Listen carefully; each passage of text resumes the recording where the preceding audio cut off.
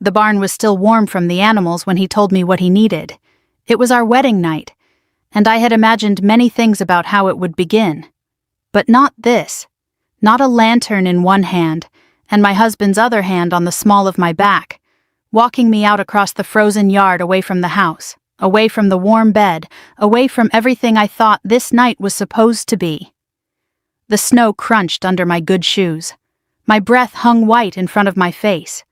And behind us, through the kitchen window, I could still see my mother washing the last of the wedding dishes, believing her daughter was safe and married and blessed.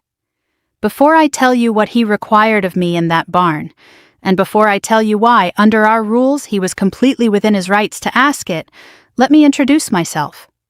My name is Martha. I grew up Old Order Amish, and this is Hannah, the Amish girl, the channel where I share the truths we were raised to carry in silence for the rest of our lives.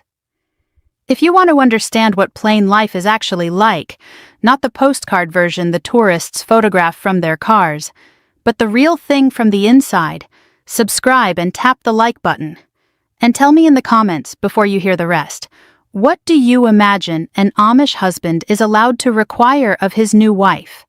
I want to know what you think before I tell you the truth. Now let me explain something, because I know the title alone has your mind running in one direction, and I need you to slow down and hear this properly. In the Amish world, marriage is not a partnership the way the English understand it. The word we use, the word the bishop preaches, is submission. A wife submits, a husband leads. That is the order of things, and it is not presented as cruelty. It is presented as God's design, as old as Scripture, as settled as the seasons. From the time you are a small girl braiding your hair in the dark before dawn, you are taught that one day you will belong to a household, and in that household, your will bends to his. But here is what people outside our world never understand. That authority is not only about the bedroom, the way outsiders always assume. It is about everything. It is about labor. It is about the farm. It is about what a wife owes the moment she takes those vows, and on a wedding night, a husband is permitted to require of his new bride whatever the work of the household demands. Not romance, not rest, work. And in my case, on the coldest night of my life, the work was in the barn. I married Amos in late November, on a Thursday, after the harvest was in. I was 19, he was 24, and he had a reputation in our district as a hard worker, a serious man, a good match. My parents were proud. 300 people came. The ceremony ran nearly 4 hours on those hard wooden benches, sermon after sermon about the godly household, about the wife who yields, about the vine and the branches. I remember my feet aching in my shoes. I remember thinking that I was hungry, and that I was frightened, and that I did not truly know the man I had just promised my whole life to. We had bundled during our courtship, the way couples in my community did. We had lain together fully clothed in my childhood bedroom, talking in the dark about the farm he would build and the children God might send. He had seemed gentle then, careful. He had never once mentioned that the first thing he would ask of me as his wife would have nothing to do with love at all. The wedding meal went late. Roast chicken and mashed potatoes and gravy thick as paste, chouflé pie sweet enough to make your teeth ache, coffee and wood smoke, and the low hum of 300 voices. My cheeks hurt from smiling at people I barely knew. And then, when the last of the guests had finally gone and the house had gone quiet, and my mother was at the sink, Amos took the lantern from its hook by the door and said the words I have never forgotten. He said, "Come. The cow is close to calving, and I will not lose a calf on my wedding night." I want to be completely honest with you about what I felt in that moment, because the truth is complicated. I felt confused. I felt a strange, cold disappointment settle into my chest. And underneath it, I felt something I did not have a word for yet. Something that took me years and a great deal of therapy to finally name. I felt that I had just been shown, in the plainest possible terms, exactly where I ranked in my own marriage. Below the animals, below the work, a wife before she was ever a bride. So I followed him out into the snow. Still in my wedding dress, with a heavy coat thrown over it, and my prayer cap pinned to my head, I walked into that barn on my wedding night. And there in the straw was the cow, laboring, her sides heaving, her eyes rolling white in the lantern light. Amos knelt down beside her and looked up at me and said, "I need your hands. They are smaller than mine. There is a part of this story I cannot tell you here. Not on this platform, not under these rules. The algorithm has limits, and I have learned exactly where they are. So I wrote the rest down instead, slowly, without the softening, without the cuts. Everything the camera is not permitted to show. The book is called The Ordnung They Never Wrote Down. 208 pages of what plain life looks like from the inside of it. The link is in the first comment of this video. That is where the part I could not say out loud lives. Now let me tell you what happened in that barn, because it is not what you are bracing yourself to hear, and that is exactly the point I need you to understand about how our world works.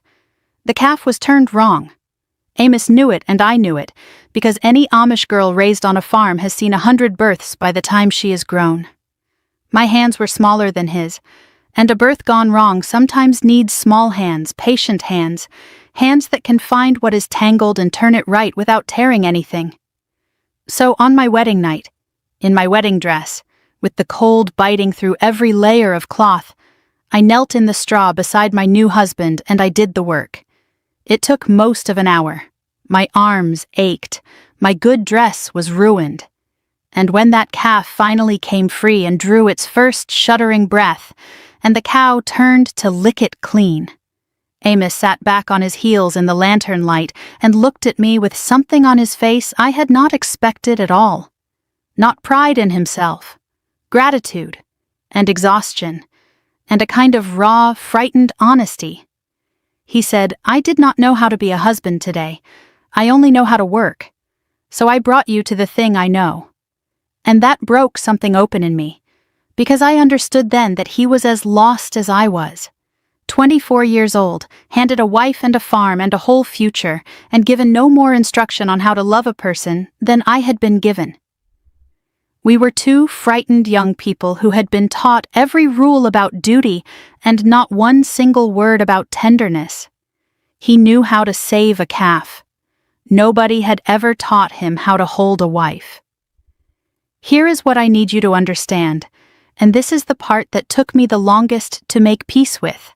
My mother had done this, and her mother before her.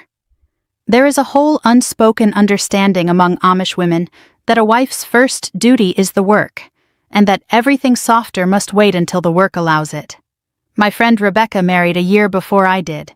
She told me once, whispering over a quilting frame so no one else would hear, that her own wedding night was spent canning the last of the tomatoes because a warm spell had ripened them all at once, and her husband would not let the harvest spoil. She said she cried into the steam so he would not see. She said she thought there was something wrong with her for wanting more than that. And that is when I began to understand the real shape of it. It was never one cruel man.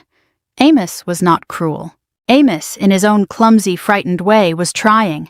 The cruelty was in the system that had raised us both, that told a girl her body and her hands and her hours belonged to the household from the moment she said the vow, and told a boy that providing and requiring were the whole of what a husband was.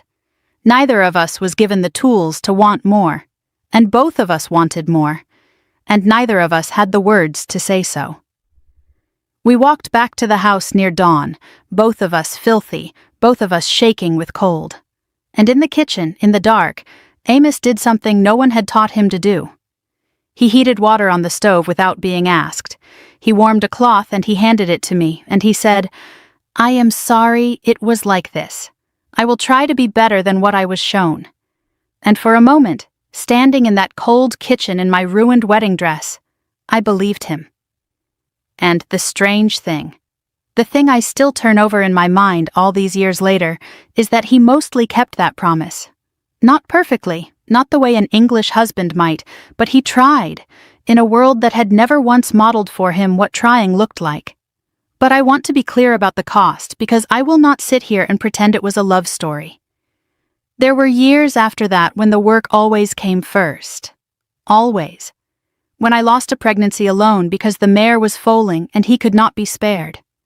When I learned to swallow the wanting the way my mother had, and her mother, the way Rebecca did into the canning steam. A wife yields, a husband leads, and the leading always pointed toward the work. When I finally left at 28, the cost was immediate and total, shunning, the Meidung. My letters home returned unopened. My mother's silence on the telephone the one time I dared to call. My father's door closed to me as though I had died, and in their world, I had. To leave is to be mourned by people who are still breathing. In therapy, years later, I learned words that did not exist in the language I was raised in. Autonomy, consent, personhood. I learned that a woman's hours are her own to give, and not another's to require. My therapist said something to me once that I have carried every single day since. She said, "Control does not always announce itself as harm. Sometimes it simply calls itself duty, and asks you to be grateful for it." And I grieve the girl who knelt in that straw in her wedding dress, doing her duty, believing that was all a wife was ever meant to be. She was not wrong to be gentle. She was not wrong to want more. She was only young and unarmed, and taught that the wanting itself was a kind of sin. The Amish world gave me things I will carry for the rest of my life. A community with a depth the English will never quite know. A work ethic that has kept me standing through every hard year since I left. A faith that is wounded and complicated, and somehow still real. But there is no scripture that requires a woman to disappear into the labor of a household until there is nothing left of her but her hands.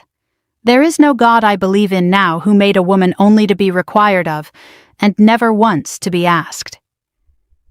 If you were raised in a place where your worth was measured only in what you could do for others, I see you. If you were ever taught that your own wanting was pride, was weakness, was sin, and that silence was the same thing as being good, I see you too.